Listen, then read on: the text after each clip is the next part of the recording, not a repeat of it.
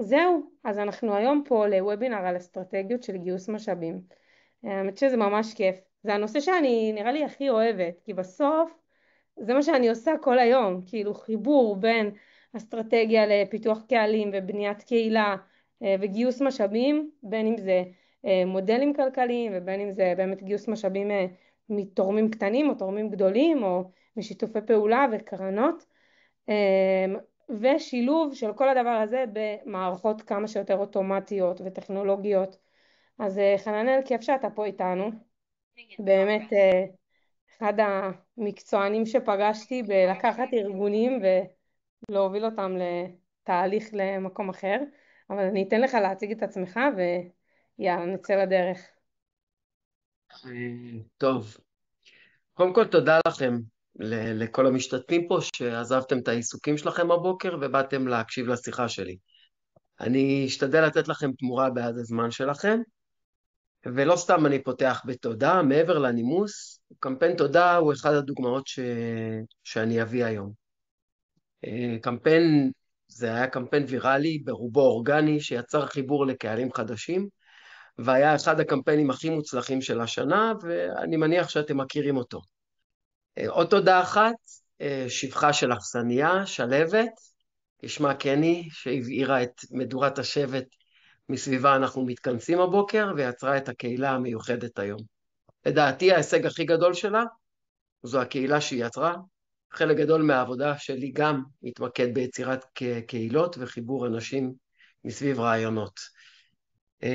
אז על מה נדבר היום? איך להגיע לקהלים חדשים? כאסטרטג מדיה, הרבה מהעבודה שלי מתמקדת באיתור והתאמת מסרים לקהלים חדשים. בשיחה היום אני אתן דוגמאות לארגונים שהגיעו לקהל חדש שלפני כן ספק אם היו מגיעים אליו. 2. איך להפוך ארגונים להזדמנויות, אתגרים להזדמנויות, תקבלו רעיונות איך להפוך חסרונות ליתרונות. נדבר על איך לא להיבהל משיבושים ואפילו למנף אותם להזדמנויות. אני לא אוהב את המילה שיבוש. אני חושב שלעמותות השגרה היא השיבוש הכי גדול. בקורונה מסעדות נסגרו, במלחמה הופעות התבטלו, אבל כולם היו בבית מול המסכים. ואם הארגון שלכם מדבר בשפת השיבוש, אז הוא יכול להפוך את החיסרון ליתרון. 3, נדבר על איך ליצור מסע תורם. במקום תיאורים והסברים ארוכים, אני אגיד רק 3 מילים, ואחר כך ארחיב, קהילה, קהילה וקהילה. אני אספר על קמפיין שהפך גולשים האנונימיים לתורמים קבועים. והרביעי, כי איך אפשר בלי, איך לשלב בינה מלאכותית ואוטומציה, ואפילו חשוב יותר, איך לבטל רעשים. מה זה רעש? כל ארגון היום, בצורה לא מפתיעה, רוצה להיות ב-AI. ובדיוק כמו שאני מכוון ארגונים באיזה מדיה להיות, אם זה פייסבוק או טיק טוק, או אפילו לחלק עלונים בתיבות דואר, ככה אני עוזר לארגונים לבחור את נשק ה-AI שלהם, ולבטל את הרעש של כלים שהם לא בהכרח צריכים. בסוף נשתדל לענות על שאלות, מי שירצה יוכל לספר על הארגון שלו, ואני אנסה לתת טיפו 2. כמו תמיד, למרות ששלבת כבר ביקשה, נבקש מכם לכתוב את השם, את התפקיד, הארגון, כך שגם החדשים שנמצאים פה ירגישו קרובים יותר וחלק מהקהילה הזו. אוקיי, זו כתובת האתר שלי. בסוף השיחה אני אשלח אתכם לקבל מתנה. אני אגיד עליו כמה מילים כדי שתוכלו ללמוד מהם משהו חשוב. האתר הישן שלי היה דף אינפורמציה פשוט, שהעיד עליי שהסנדלר הולך יחף. חיפשתי כלי מהיר לעשות אתר חדש, וגיליתי כלי AI, אגב ישראלי, שמחולל אתרי אינטרנט ודפי נחיתה ברמה גבוהה, ובשפה חופשית. בניתי את האתר הזה בכמה שעות. דבר שלפני ה-AI היה לוקח לי שבועות, ובניתי לא מעט אתרים בחיים שלי, מאוד מורכבים וגדולים, ועם 1,001 דברים, וכאמור, הכל בשפה חופשית ומאוד בקלות. ואם לא הייתי מבטיח שידבר על אסטרטגיה, הייתי שמח לעשות סדנה של בניית דפי תרומה ממירים בעלות זניחה. זה כלי מדהים מדהים, אולי נצליח עוד לדבר עליו, וזו רק דוגמה אחת, יש תהליכים יקרים וארוכים. לא לבבל, חנה. לא, עשיתי את זה בבייס 44. מי וואו, טוב. שמכיר את הסיפור, זה זה נמכר למתקדמים. לוויקס. לא, ממש לא, תקשיבי, לא? זה קסם, קסם, קסם. כלי ישראלי שנמכר בתוך שנה ב$80 מיליון לוויקס, שהיא גם חברה ישראלית. פשוט מדברים עם זה. כמובן צריך קצת לדעת, ויש לאן לקחת את זה, אבל אפשר לבנות דף נחיתה ברגע, ושהוא ייראה מספיק טוב בשביל או דף תרומה, ואפילו לחבר אותו לסליקה, בשביל להעלות אותו ולפרסם ולקחת את התרומה. אפשר לחבר אותו לנדרים או אני רושמת לסליקות לי בסוף אחרות. להראות גם כמה של דף נחיתה היום בסדר. בסוף המפגש. וזו רק דוגמה אחת, איך תהליכים יקרים וארוכים הפכו לפשוטים. מי אני? בקצרה. זה אני בתמונה לפני הרבה שנים. וכששלבת שאלה אותי מה התואר לכתוב בפרסומים, אז אמרתי לה בצחוק, תכתבי שוליית קוסם. אבל היא לא כתבה. אבל גם בצחוק הזה יש קצת אמת. העבודה שאני עושה מתאפשרת רק בזכות אנשים כמוכם שנמצאים היום, ואנשים כמוכם שהופכים את הרעיונות לפעולות שמשנות חיים. אתם הקוסמים האמיתיים, אני רק שוליה שמביא לבמה את הכובע ממנו ישלפו שפן. לפני שהגעתי למה שאני עושה היום, הייתי בתחום הספורט והתיירות. עבדתי בחברה שהייתה חלק מהמהפכה של התחרויות העממיות, והתפקיד שלי היה לגייס חסויות לאירועי ספורט גדולים, כמו מרתון תל אביב. מקרה הבוחן הראשון שלנו, שהוא סיפור מדהים בעיניי, מגיע משם. וזו דוגמה לאיך להגיע לקהלים חדשים וליצור קהילה. זה סיפור של עמותת בית השנטי, שהוא ארגון לבני נוער בסיכון שמפעילה פנימיות, אולי חלקם מכירים או לא. אתה יודע שאני הייתי בבורד המותר, שלהם ועשיתי איתם כמה מסעות. עם היית בי. בבורד עם, כן, אני ממש מכירה כן, אותם. עם מריומה? כן, אנחנו איזה קטע. בשנים האחרונות, לא בשנה הזאת, אבל בשנים שלפני. אז, הם אז אחד אוקיי. הארגונים שפיתחו את פיץ' ממש. כן. וואלה, תראי מה זה. אז המסע הראשון, הייתי שותף אליו, אני עוד רגע אדבר על זה. העמותה רצתה להתחבר לחובבי ספורט בכלל ולרוכבי אופניים בפרט. הם החליטו להפיק אירוע ספורט ייחודי, מסע רכיבת אופניים מתל אביב למצפה רמון, 200 קילומטר, שזה 8 שעות רכיבה. באותו זמן, אנחנו מדברים על 2012 לדעתי, ועד היום לא היה אירוע רכיבה דומה בארץ. החברה שאני עבדתי בה, תרמה להם את מערכת ההרשמה, הסליקה, ונתנה גם שירותי פרסום. היה לנו אתר אינטרנט של ספורט עממי, פורטל שקיים עד היום, מאוד מצליח. עלות ההשתתפות הייתה 365 שקלים, אותם מיתגנו כשקל תרומה ליום. לשמחתנו ולשמחתם של בית השנטי, מילינו את מכסת ההרשמה בתוך כמה ימים. 1,500 רוכבים שהכניסו יותר מ500,000 שקל. ולשמחת הארגון הם גם גייסו תרומות שכיסו את עלות ההפקה, וההכנסות מההרשמות הלכו כמעט במלואם לעמותה. אבל הרווח האמיתי שעומד להם עד היום היה החיבור בין קהילת רוכבי האופניים לעמותה. אני אסביר את נקודת המבט שלי. אני רוכב, זה התחביב הגדול שלי וחלק משמעותי מחיי. אני רוכב 4 פעמים בשבוע, בשאר הזמן שאני לא רוכב, אני מדבר עם חברים שלי, תנחשו על מה? על רכיבה. לפני המסע הזה, לא ידעתי על בית השנטי. אחרי המסע, כמו 1,500 המשתתפים האחרים, קיבלתי מהם טלפון. הם הציעו לי להצטרף למעגל התורמים שלהם.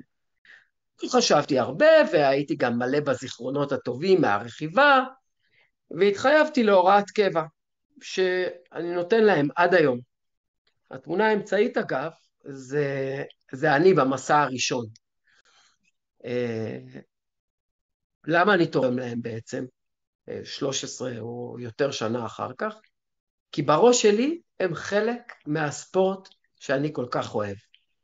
רוכבי אופניים הם בדרך כלל אנשים עם הכנסה גבוהה, ואני יודע שבעקבות המסעות האלה הם גייסו המון תורמים חדשים, אולי שלבת יכולה גם להוסיף על כמה המסעות האלה היו משמעותיים לארגון הזה. לסיכום, הארגון הפך להיות חלק מתרבות הרכיבה בארץ. למרות שהעמותה עוסקת בכלל בבני נוער במצוקה ולא באופניים. הם הצליחו ליצור חיבור בין הארגון לבין קהילה שרכיבה על אופניים היא חלק משמעותי בחייה. אנשים שמרגישים שהתרומה שלהם היא קידום ותמיכה בספורט האופניים בארץ. שלבת, את רוצה להגיד משהו על בית השנטי? לא, אני רוצה להגיד ככה נלשום. שבסוף הדוגמה של רוכבי אופניים, כאילו אני בטוחה שיש פה כן, מלא אנשים שיושבים ואומרים, טוב, אבל מה אני קשור לרוכבי אופניים, או מה הארגון שלי קשור בדיוק. לרוכבי אופניים? מה הם קשורים? אז בדיוק, אז הסיפור של למצוא איזשהו קהל עם נקודת חיבור, שיש גישה אליו, שאפשר להביא אותו לאיזשהו פרויקט משותף, יכול לקרות בכל ארגון, אבל באמת, כאילו, בסוף כל ארגון צריך לפצח את הנקודה הזאת אצלו, צריך להיות גם משהו שהאנשים בארגון מתחברים אליו ואוהבים אותו, אבל כל ארגון חברתי צריך למצוא את הנקודה של החיבור אליו, של המקום אליו, ולייצר איזשהו פרויקט כזה. פרויקט שמרחיב את הקהלים, פרויקט שיכול לייצר איזשהו מודל כלכלי שמגדיל לו את ההכנסות. זה לא חייב להיות אירועים של מסעות אופניים והופעות, זה יכול להיות גם אירועים שוטפים. אז אהבתי את הדוגמה הזאת, כי זה באמת, בסוף זה, בית השנטי זה ממש לא עמותה של רכיבה, לא קשורה לספורט בשום צורה, אה, אבל הסיפור מה הם? שלה, בנימין, כן, סליחה שאני קוטע אותך, אני קורא את התגובות, קודם כל אני קורא את העמותות וזה מדהים. קובי פולמבו, עמותת גינות קהילה בישראל, וואי, הייתי רוצה לשמוע על זה כל כך. ובנימין אלגת שואל, מה רוכבי האופניים קיבלו בתמורה לחיבור עם העמותה? הם קיבלו שתי דברים. ראשית, הם קיבלו מסע שקורה פעם בשנה, שאין כדוגמתו בארץ. אין דבר כזה. סוגרים לך כבישים, אתה נוסע על איילון דרום, ב-6 בבוקר, סגור, משטרה מקדימה, משטרה מאחורה, כל 30 קילומטר נותנים לך שתייה ואוכל, אירוע מדהים שה-365 שקל השתתפות בהם, זה כלום, כלום, כלום. ב' הם קיבלו תחושה שהם חלק מדבר גדול. האנשים האלה הפכו להיות ידידי בית השנטי, האנשים האלה באים להתנדב עם ילדים ולוקחים אותם לרכיבות על אופניים, והארגון קיבל הרבה. זה מה שהם קיבלו. יאללה, יאללה, בוא נעבור נמשיך למקרה הבא. עוד, כן. נעבור למקרה הבא, זה קמפיין שיצרתי עם ארגון שאני עובד איתו, אני מניח שאת הקמפיין כולכם מכירים. איך לקחנו את השיר עוד יותר טוב ועוד יותר טוב, והגענו בזכותו לקהלים חדשים ומגוונים. את השיר תמיד אוהב אותי, במקור של יאיר אליעצור, שכתב את המילים לשיר לבקשת הרב שלו, הרב ארוש, שגם אחראי למילים בפזמון, עוד יותר טוב ועוד יותר טוב, איתם השיר מזוהה. לשיר קוראים תמיד אוהב אותי. אתה יודע שלא הכרתי את ובטח זה. לא צריך... לא ידעתי בכלל שיש לו רב. שלמי יש רב? ליאיר. ליאיר אליעצור? כן, יאיר אליעצור יש רב, דרך אגב הוא מקיים עם הרב בכל יום ראשון ב9 בערב שידור חי, הם מדברים על אמונה וזה, אפשר לראות בערוצים שלהם. יאיר אליעצור נהיה כוכב ענק ענק בזכות השיר הזה. ההצלחה שלו מדהימה וגם מגיע לו וזה משמח. השיר הזה בגרסה של סאסון, שהגרשה הכי מוכרת, יש לו 43 מיליון צפיות ביוטיוב, הוא שיר השנה, בגלץ לדעתי, מלא גרסאות כיסוי גם בשפות זרות, זה השיר הכי מושמע השנה. מה לנו ולשיר? עם הארגון של הרב ארוש, ארגון שנקרא חוט של חסד, או מוכר יותר בשם ברסלב ישראל, אני עובד הרבה שנים. זה ארגון שחושב מחוץ לקופסה, ארגון שמשתדל להיות ראשון באימוץ כל טכנולוגיה או מדיה חברתית חדשה, ושינה את הדרך שאנשים תופסים את החסידות הזו, חסידות ברסלב. תהליכים ארוכי טווח שעשינו, הפכו את הרב לדמות ציבורית. לדוגמה, מיתגנו את הרב כשר החיוך, והוא גם חוקק את חוק חיוך חובה. הרב הפך עם השנים למורה רוחני, שהספרים שלו הם רבי מחר בארץ, ואף יותר מזה בעולם. הרב הוא כוכב ענק, ענק אבל בצורה שלא תאומן, ממלא אצטדיונים באמריקה הלטינית, וזה מביא לארגון הרבה ברכה. הלוואי ואולי אני אצליח לדחוס מילה על זה בסוף. וזה ציר, אני מתאר לעצמי שכבר קראתם, זה ציר הזמן של השיר, מיוני 24, שיאיר מוציא את השיר, בספטמבר ששון, בנובמבר השיר מתפוצץ, במדיות, בטח ראיתם סרטונים, נתניהו, ידוענים, כשחטופות חזרו, אז החברות שלהם שרו את השיר מול הטלוויזיה, ואין סוף אזכורים.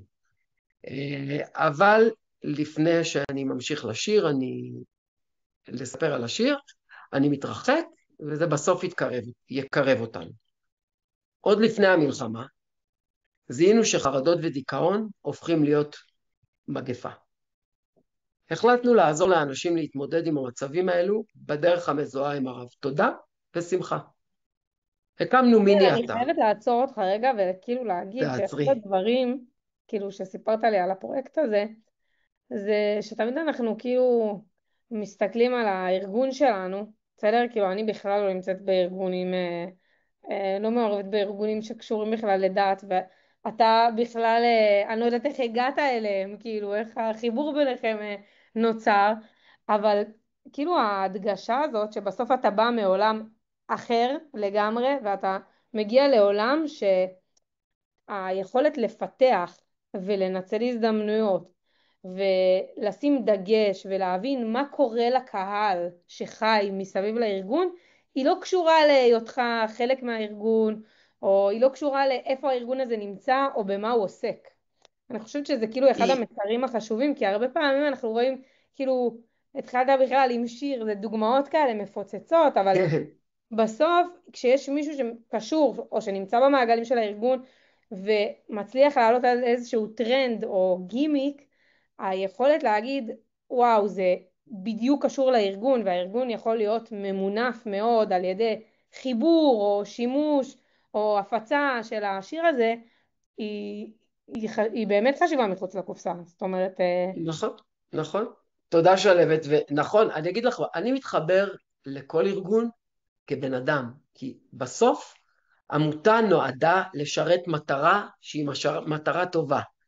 אם זה ארגון דתי, אם זה ארגון חילוני, אם זה ארגון מצד אחד של המפה או מצד אחר של המפה, בסוף אנשים שנמצאים שם רוצים לעשות טוב. חד משמעית.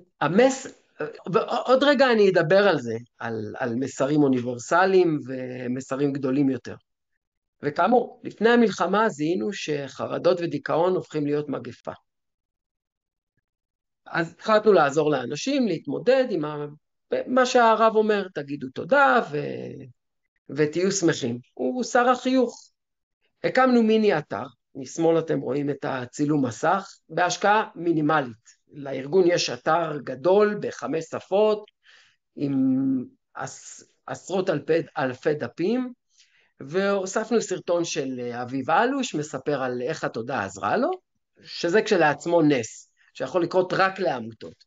באותו זמן, אביב היה פרזנטור של קפה עילית, בשכר גבוה אני מניח, אבל צילם לארגון בחינם סרטון, בגלל שהוא מתחבר למסר.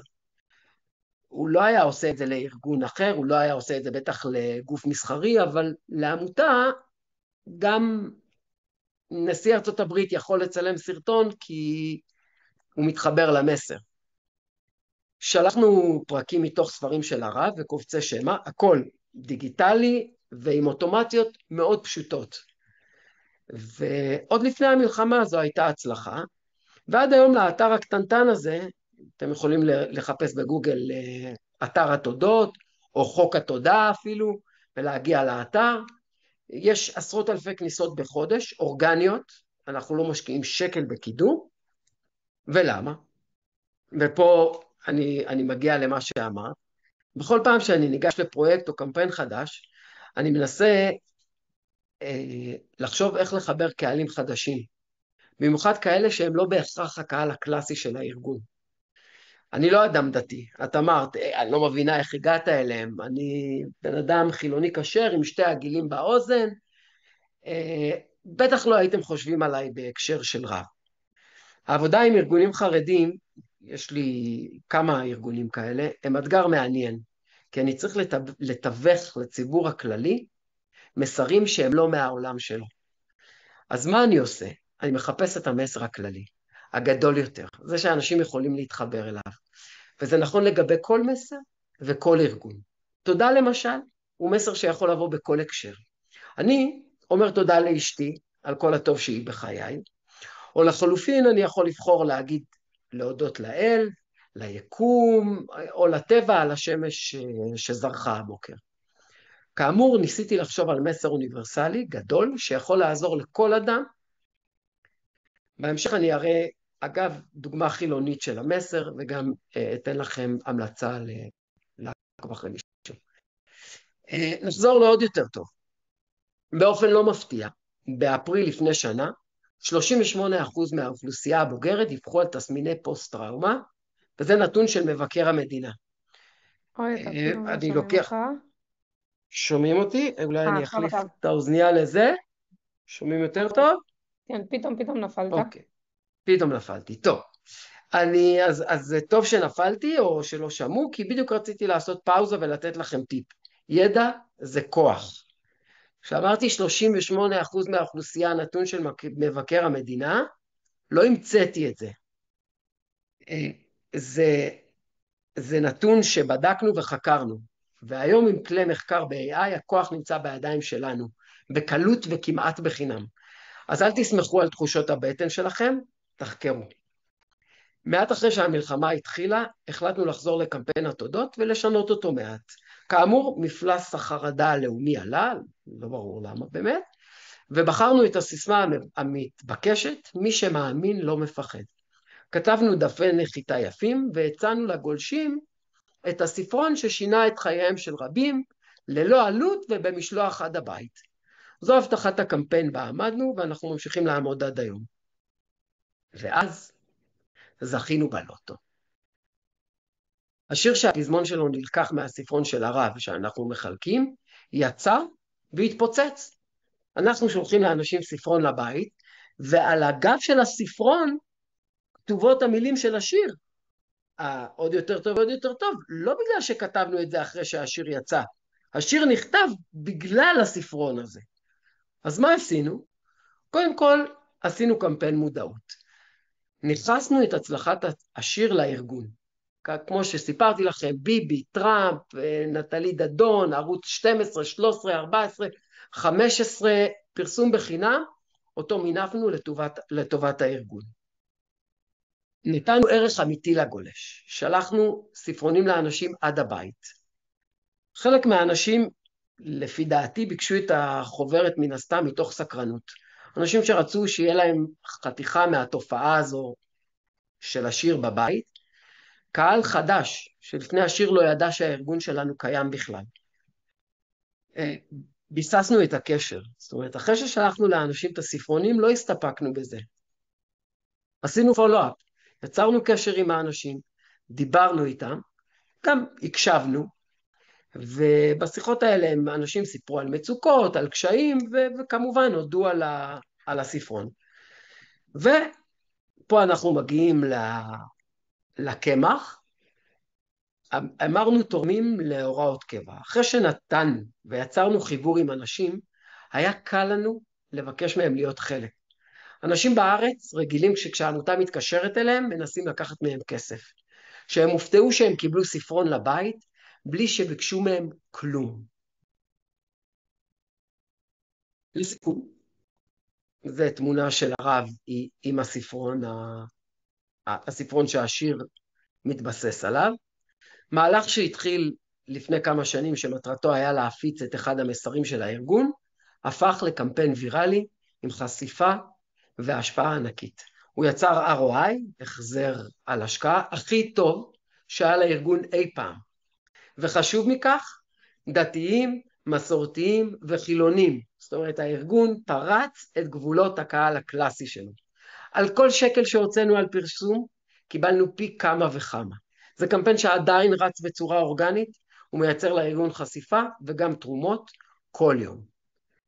אבל, ואם כל זה לא הספיק, מהקמפיין, מיתגנו את הטלפניה שלנו כסיירת התודה. ניצלנו את המהלך לחזק גם את הבית. כלפי חוץ, כתבנו בפרסומים, השאירו פרטים ואחת מנשות סיירת התודה שלנו תחזור אליכם. זאת אומרת, זה כבר לא מישהו ייצור איתכם קשר. מישהי מהסיירת תיצור איתכם קשר, חיילת מובחרת. וגם את הטלפניה חיזקנו בשיחות, העברנו להם הדרכות, ונתנו שהמסר בשיחות האלה היה, את לא טלפנית, את חיילת ביחידה מובחרת. השיחה שלך, שאת מתקשרת לבן אדם לשאול אותו מה הכתובת ומדברת איתו 2 דקות, או מתקשרת לשאול אותו אם הוא קיבל את הספרון, עוזרת לו להתרחק מדיכאון. אמרנו לבנות, תראו את מכתבי התודה, תקשיבו להקלטות של אנשים שמתקשרים, בוחרים להגיד תודה, אתם מצילות נפשות. אחוז ההמרה של הטלפניה עלה פלאים. הטלפנית הממוצעת שלפני כן אולי הרגישה שהיא מחזרת על פתחים, בשביל לקושש תרומות, הרגישה יותר בטוחה לבקש מהאדם להצטרף למעגל התורמים שלנו. המסר הסמוי היה, אתה לא תורם לארגון, לא תורם לרב, לא תורם לישיבה או לסלי מזון. אתה חלק מדבר גדול יותר. בדיוק כמוני, שבראש שלי, התרומה שלי לבית השנתי היא דמי החבר הדמיוניים שלי בקהילת רוכבי האופניים, ולא רק תמיכה בנוער במצוקה. ואם זה לא הספיק, אז השקופית הבאה. ניצלנו את הפרסום הטוב שזכינו בו, להיות חלק אורגני בעם ישראל, ולא איזו ישיבה של דוסים ב100 שערים. התחלנו במסר האוניברסלי. אתם רואים מימין, התמונה מימין זה קמפיין המלחמה הראשון שלנו. בשיחות היו אנשים שאמרו לנו שהם לא מאמינים. וטוב, לא כולם מאמינים. כמובן שהם התכוונו לאמונה דתית. הנחינו את הטלפניות להגיד להם שאין דבר כזה שבן אדם שלא מאמין. הרי אתה מאמין שתצליח בעבודה או כל דבר אחר. אמונה הוא מסר אוניברסלי. גם היה כותב אותו גורו הודי או מנטור אמריקאי. תאמינו בעצמכם, ואני לא מנטור, אז אני לא אדבר על המסרים האלה. מה עוד עשינו? הראינו לציבור שיש לנו השתתפות לאומית. הפצנו מסרים וחיזקנו את התודעה שאנחנו חלק מהעם. שוב, אנחנו מדברים על תקופת המלחמה, יש כיתוב, אנשים אומרים, אתם החרדים, לא מתגייסים, כן מתגייסים. גם התלמידים של הרב משרתים בצבא, וגם סיפרנו את הסיפור של הרב שבעצמו שירת ב669. כמו שהם רואים, התמונה פה היא של תלמיד של הרב, סרטון שהוא צילם מעזה, הופיע בתקשורת גם הכללית, עם פאות עד למטה, שכפ"ץ, כמוני כמוכם. הוא מספר שמה, ימנים ושמאלנים לא נהסס למסור את הנפש אחד בשביל השני. ועוד מסרים שהעברנו, שאנחנו חלק מהמרקם הציבורי. פרסמנו את הפעילות של תת ארגון של העמותה שנקראת שלום לחייל. זה תת ארגון שמתמקד בחיילים. שלחנו מתנדבים לנקודות כינוס. חילקנו גופיות טרמיות, ספרונים, קפה, משהו מתוק, נתנו מילים טובות, רקדנו עם החיילים. התחברנו. יש לנו עשרות סרטונים של חיילים אומרים לנו תודה, את חלקם כמובן פרסמנו. זהו, אלו הנקודות שעברנו עליהן. התמונה מימין אגב, היא תמונה של בחור מוכשר שאני עוקב אחריו ברשתות, וגם לומד ממנו הרבה על בינה מלאכותית, אני ממליץ גם לכם לעקוב אחריו. זה מחברת בה הוא כותב את התודות שלו, עם או בלי קשר לקמפיין התודות שלנו, אבל אולי אם כן, כי אני רואה שיש לו מחברת תודות, קוראים לו בני, מאוד כדאי לעקוב אחריו כמו שאמרתי, הוא מדבר על נושאים של AI,